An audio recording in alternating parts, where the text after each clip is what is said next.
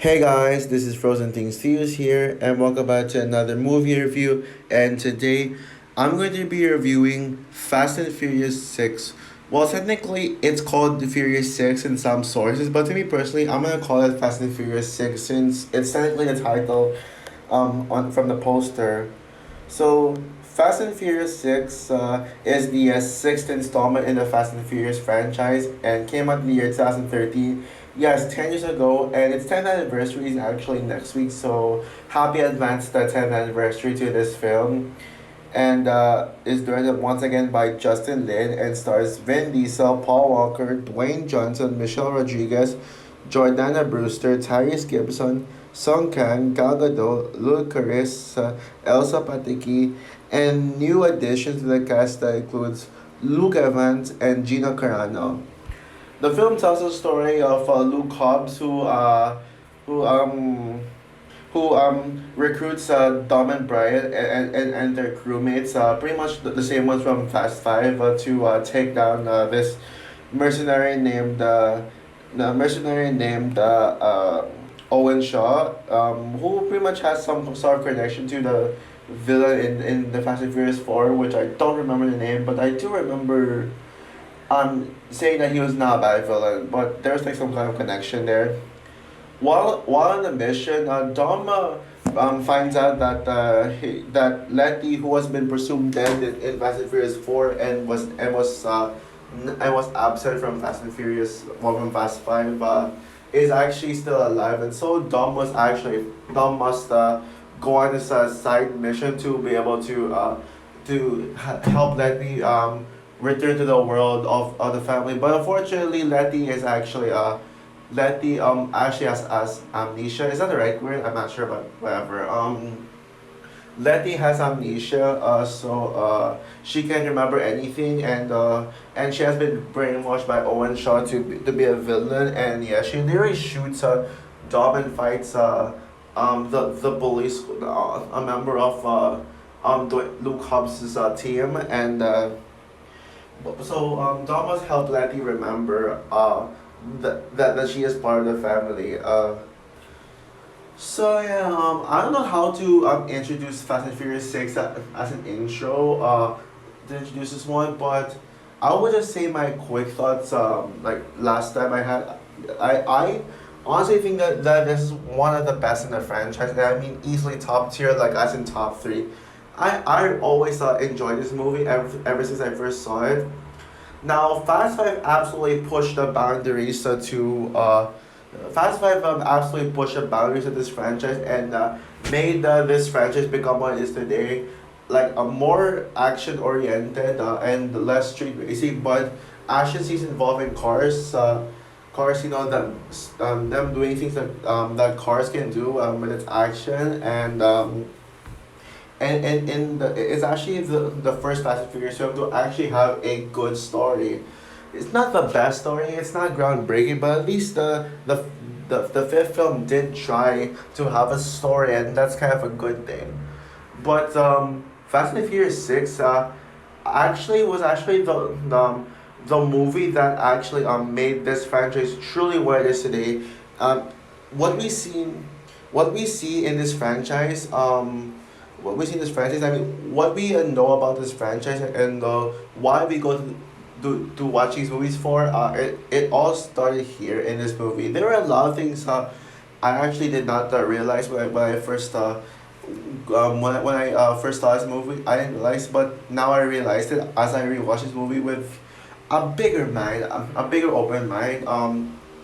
I thought Fast Five was actually the one that made the franchise what it is today, but Fast and Furious 6 actually pushed the boundaries even further.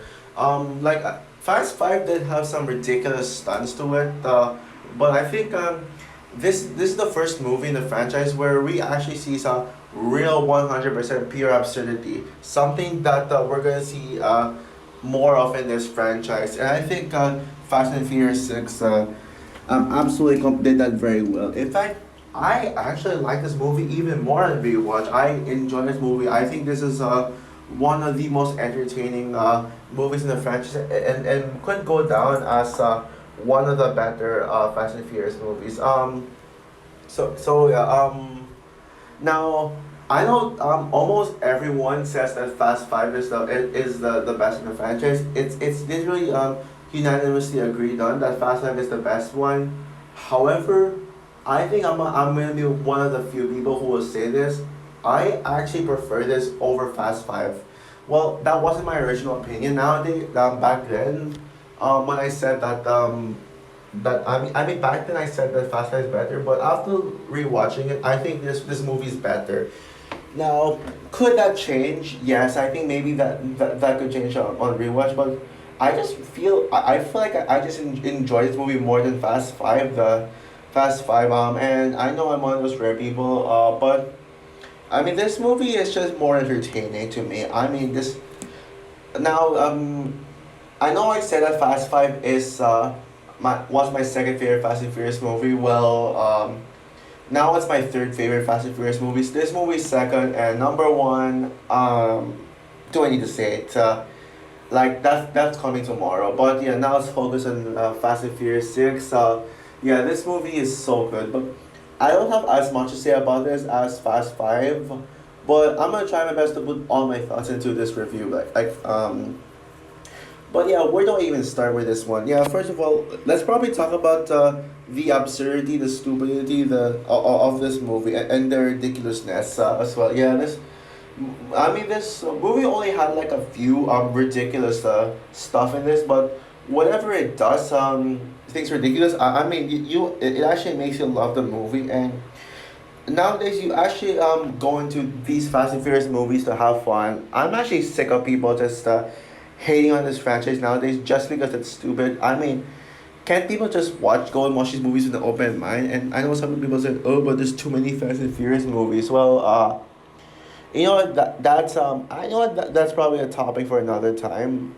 Like talking about the backlash that this franchise has been receiving. That maybe I think this is the wrong movie to talk about it.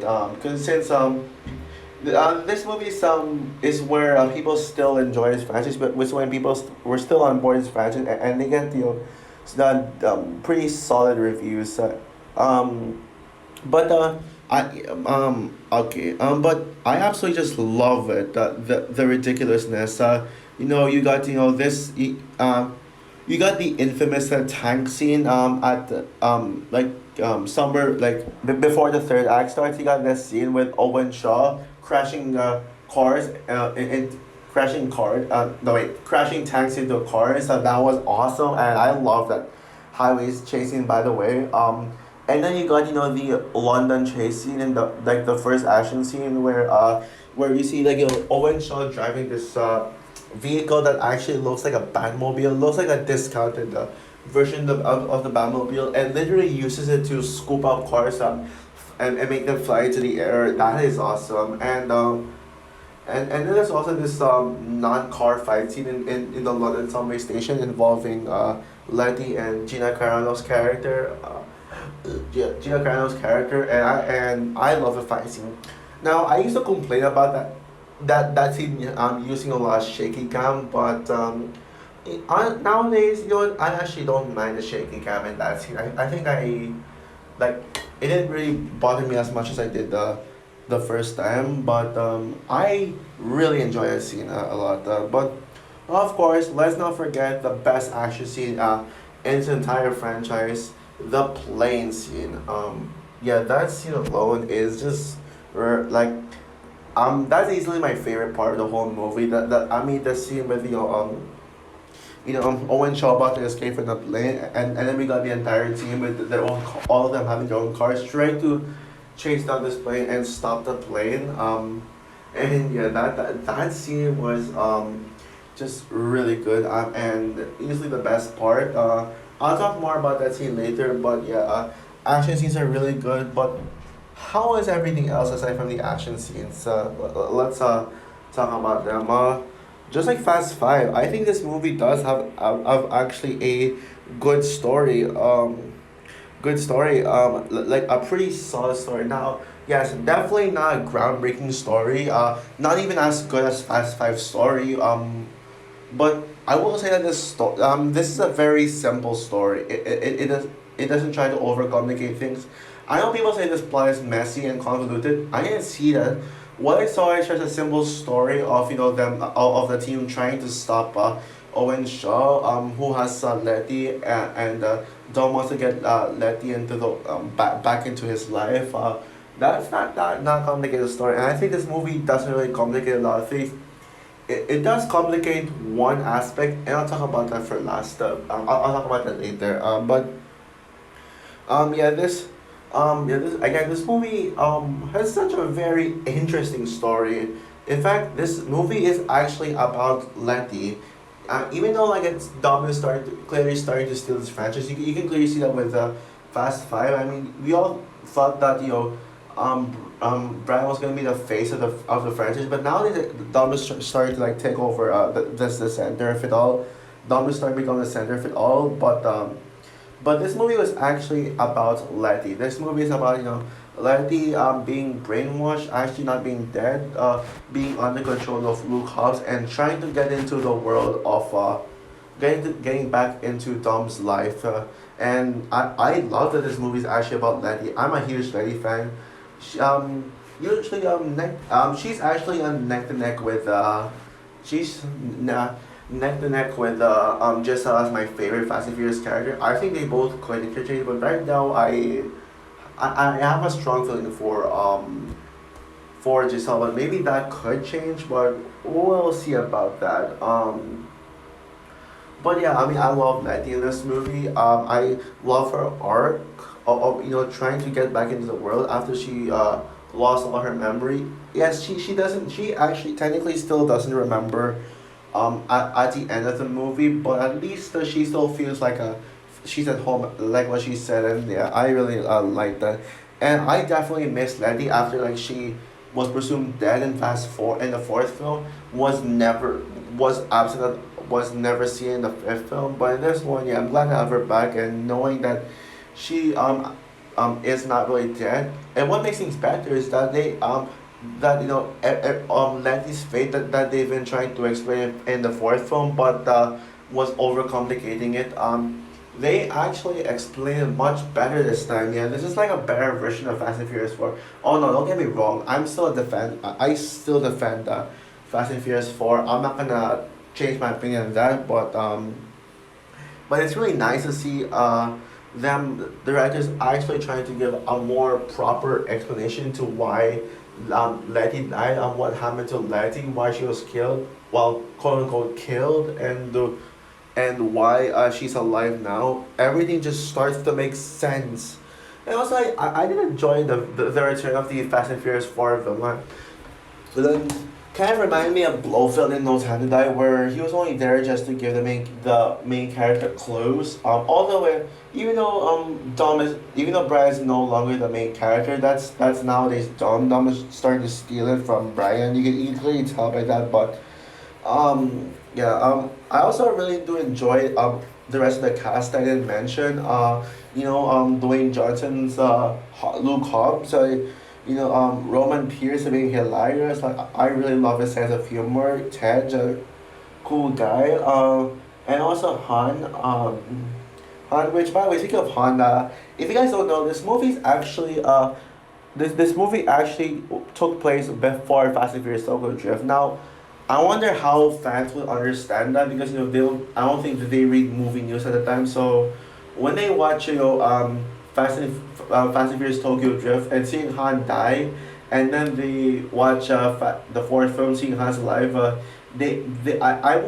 can imagine people like actually getting confused by the timeline of that movie, but yeah, it actually makes sense if you actually figure out that Fast and Furious Tokyo Drift actually took place before after after this film and before Furious 7. And but although yes, I decided to watch it in release order because why not? But yeah, and by the way, yeah, that post credit scene really gave me chills. I mean, like it really gets people like pumped for the seventh film, like seeing Deckard Shaw actually coming in to tell Dom, you don't know me, but you will. And yeah, speaking of that, I want to talk about my thoughts on Owen Shaw as a villain in this movie. honestly, I gotta admit, he's actually one of the better villains in this franchise. Now I know I've been very critical about this franchise's villains lately.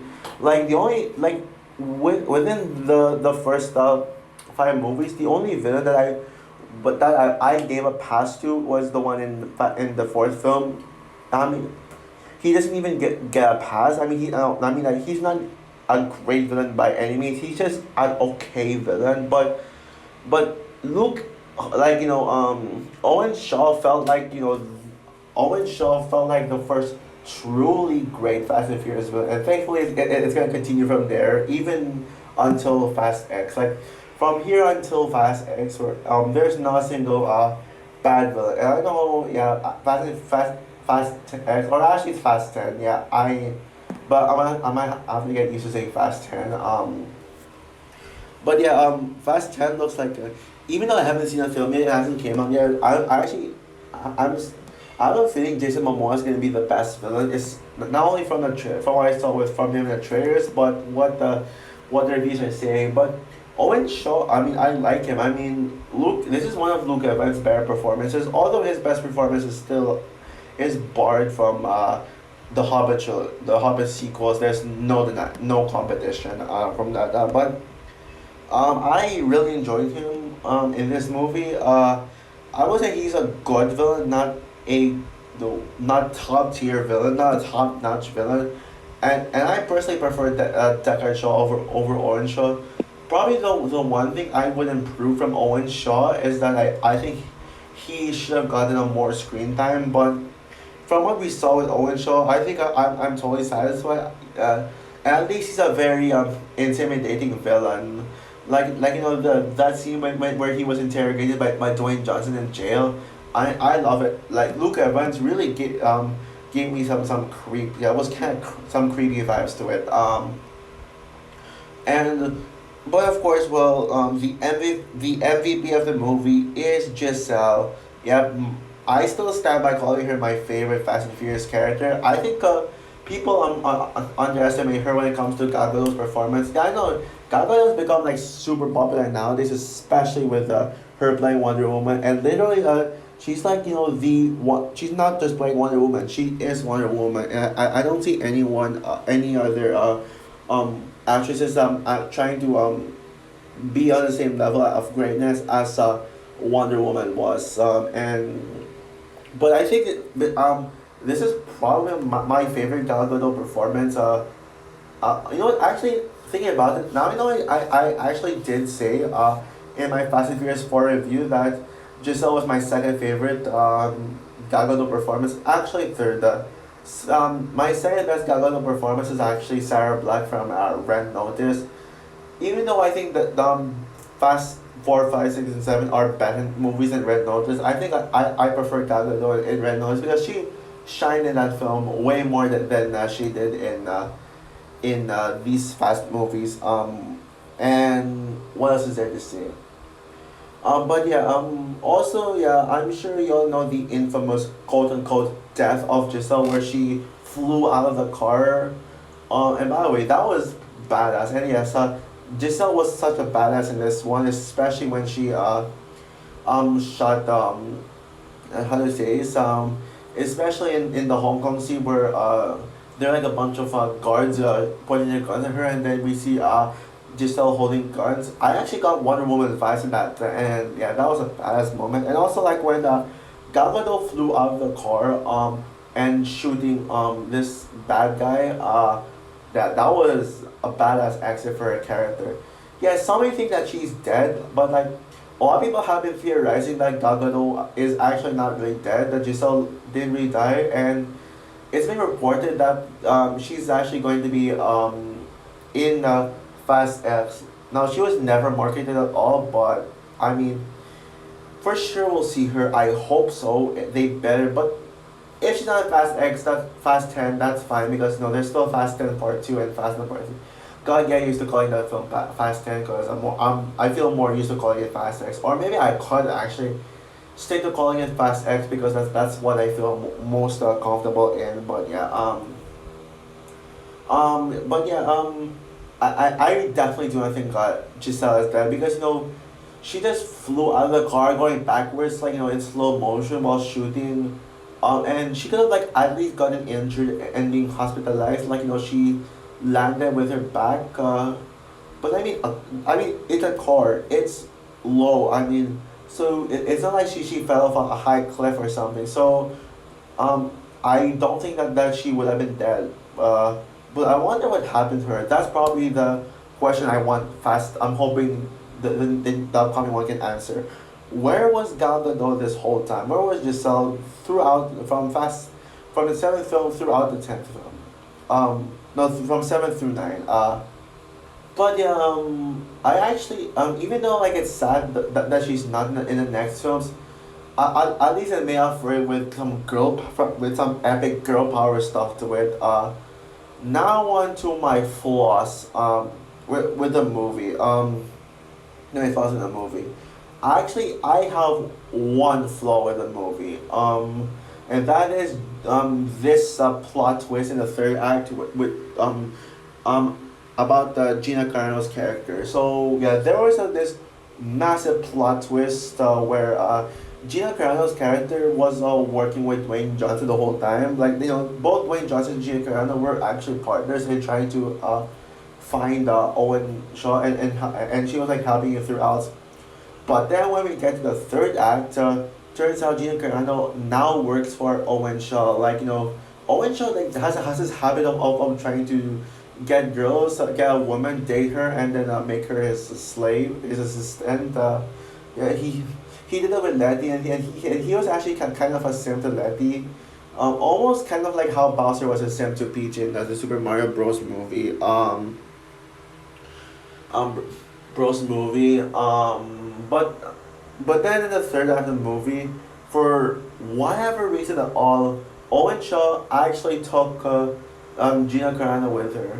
Like, and he says like, "Babe, you coming?" Yep, he referred to Gina Carano's character as Babe. So now he dates Gina Carano, and Gina Carano actually now works for him, and they're both like love interest now, and she's like so quiet throughout, and without actually trying to and without asking her why are you doing this, and her actually explaining why she betrayed the team. Like, no, there was none of that. Like, they didn't even do that. She just straight up, Letty just straight up fought her. Dwayne Johnson threw her a gun, and Letty just shot her, pushed her out of the plane.